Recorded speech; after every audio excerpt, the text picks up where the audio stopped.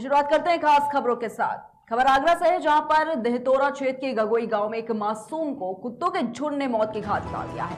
वहीं परिजनों का यह आरोप है कि मासूम के इलाज में लापरवाही बरती गई है। उसे गलत इंजेक्शन दिया गया है, जिसके चलते उसकी मौत हो गई है।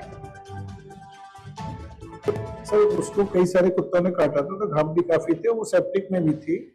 उसकी जो कल ब्लड की रिपोर्ट जो आई है उनकी भी कमी थी, और सीआरपी वैल्यू जो इसके सेप्टिक को इंडिकेट करती है वो 72 थी। नॉर्मल वैल्यू 6 तक होती है, 72 का मतलब था काफी ज्यादा इन्फेक्शन में थी, वो सेप्टिक में थी। उसको ब्लड भी लगाया गया और अच्छी अच्छी दवाएं भी दी जा रही। इस तरह के सेप्टिक में जो पास होता है मरीज, सबके बचने की संभावना काफी कम है, बड़े से बड़े सेंटर पर भी।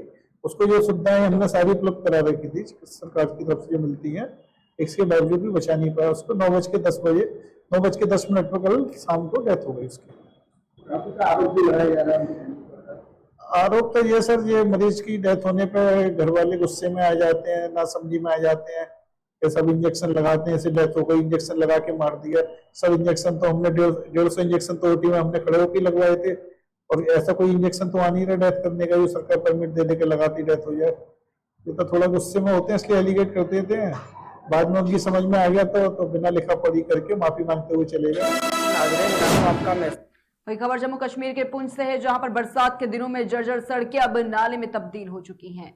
आपको बता दें कि मौसम की लगातार हो रही बारिश का असर अब सड़कों पर भी देखने को मिल रहा है। पुंछ के लसाना के निवासियों का आरोप है कि संबंधित विभाग के अधिकारी सड़क की मरम्मत के लिए कोई भी प्रयास नहीं कर रहे।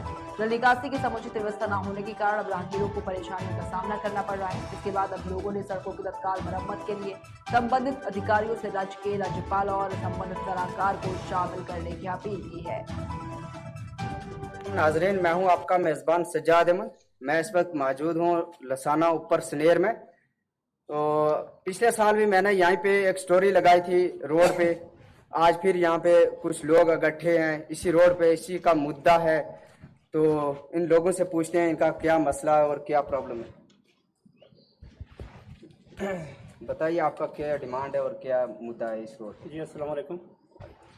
गुजारिश इस तरह है कि आज तो पहला में तकरीबन कई बार स्टोरी भरी गई, लिहाजा हमारी रोड की यह हालात है देख सकी, डी साहब मौके आ सकी, उन तो ऊपर है जो अफसर भी वो भी मौके आ गए देख सके कि जनाब बार बार हम कह रहे अकरम साहब ने भी जनाब बहुत बड़ा उरा पर फ़ोन किया सारा ने क्यों, लेकिन इस हमारी रोड पर कोई नहीं आयो। हमारी डेली जनाब ड्राइवर में नाल लड़ाई हुए वे की के तुम लो मौका देखो कि जनाब रोड ये लात ते जो गड्डी जनाब आर दिन एक्सीडेंट भी का नाली में लगा टैगा का। ये मास्टर टीचर हूँ आए, ये पैदल आए लसानों में चल गए हैं जी। ते हमारी रोड की हालात है, लिहाजा हमारी जमीन रुड़ गई, कोई डंगा नहीं, कोई रोड नहीं, खड्डा। ये जनाब आज तक जनाब कोई भी महकमा ना अगर किसी ने कॉल करें तो वेकिंगा का हमने खड्डा पार छुड़े, कोई इस दम तक इत मौका पर मौजूद नहीं आयो। लिहाजा हम किसी का गुजारिश करो, डीडीसी चेयरमैन साहब भी जड़ा वे आया एक बार, उन्होंने हमारा को वोट लिया, लेके हम रोड को क्या करेंगे, इसरा करेंगे हमने बढ़ चढ़ कर उन्होंने हिस्सों दितो हमने अपनों के जनाब बहुत बड़ा अच्छा आदमी देखने में भी चलन में भी सुनने में भी। लिहाजा उन्होंने लसाना में जनाब आज तक कोई प्यार नहीं दितो जमीन पर के जम्मू के जमीन के लात देखूं, लोगों ने मुलाकात कर छूँ, कमा ना भी रेन दो, हमारी रोडों में भी रेन दो, लेकिन मुलाकात वास्ते हाथ मिलाने वास्ते इतनी आया। लिहाजा उन्हें गवर्नमेंट जनाब कोई तरीको दसा कि जिस वक्त हम जा हमारी जमीन रुड़ गई, डंगा नहीं है, रोडें के हालात है, गड्डी हर दिन एक्सीडेंट हुई, जनाब इसको जिम्मेदार कौन है। लिहाजा हमने इस चीज को जवाब दितो जाए। जनाब अकरम साहब भी अपना अफसोसदार है, लेकिन इस जमीन पर कोई नहीं आयो। कोई भी जनाब अगर महकमा डी साहब आवी, विजिलेंस साहब है, कोई महकमा भी आवे, गवर्नमेंट अपनी तरफों भेजे देखे हमारी जमीनों की लात, और हमारी जमीनों की लात देख के जनाब हमने दसी के।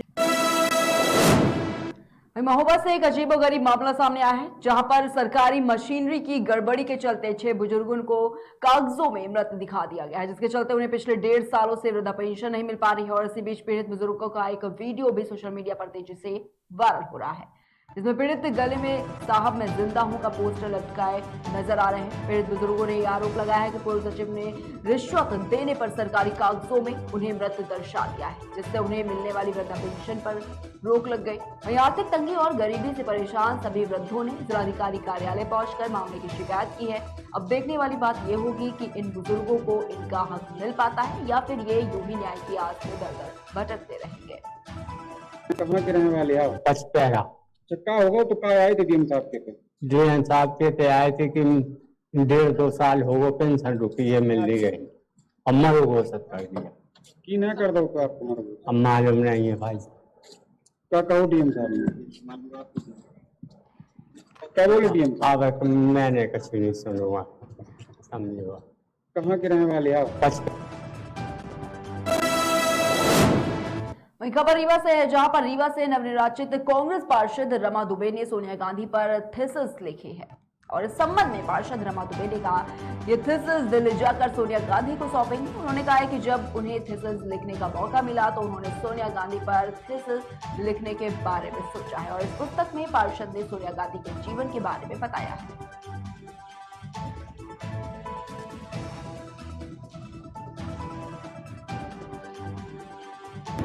ये आपने एक थीसिस लिखी है सोनिया जी पर, तो क्या है पूरा वो बताइए। 5 साल मुझे ये कोरोना काल के समय मिला।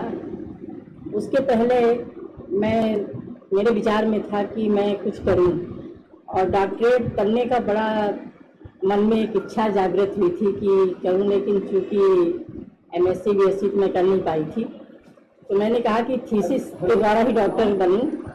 और मैंने सब्जेक्ट के लिए जब चुनने की बात आई तो मुझे यूनिवर्सिटी में पूछा गया कि किस सब्जेक्ट पर आप थीसिस लिखना चाहते हैं। तो मेरे दिमाग में सिर्फ एक ही बात आई कि सोनिया जी से बेहतर और कोई नहीं है और मैंने उनके लिए PhD में अपने थीसिस को तैयार किया और 5 साल बाद मुझे ये डॉक्टरेट की उपाधि मिली है और मैं बहुत खुश हूँ कि मैं अपने नेता के लिए 2-4 शब्द कम से कम लिखने का सौभाग्य मुझे मिला और मैं इसका विमोचन कराना चाहती हूँ और जल्द मैं दिल्ली जाऊँगी और जा कर के अपने आदरणीय राष्ट्रीय अध्यक्ष जी से मिल कर के और उनसे अनुरोध करूँगी कि आप रीवा चलिए। अगर आप नहीं चल सकती हैं तो या तो किसी को भेजकर या दिल्ली में ही किसी कार्यक्रम में मैं विमोचन कराऊंगी, लेकिन विमोचन नहीं कराऊंगी। अम्बेडकर नगर एसपी अजीत कुमार सिन्हा ने एक ट्रस्ट के माध्यम से गरीब परिवारों के 26 बच्चों को गोद लिया है। एसपी ने बच्चों को गोद लेकर सराहनीय पहल की है। वही संस्था और एसपी के द्वारा सभी 26 बच्चों के आगामी स्कूली शिक्षा के खर्च के निर्वहन के लिए जिम्मेदारी दी गई है और एसपी अजीत कुमार सिन्हा ने बताया है कि जिले के गरीब और अपने बच्चे को स्कूली शिक्षा प्राप्त कराने में अक्षम परिवारों के 26 बच्चों को इंटरमीडिएट तक अच्छी शिक्षा उपलब्ध कराने के लिए ये पहल जो है वो की गई है।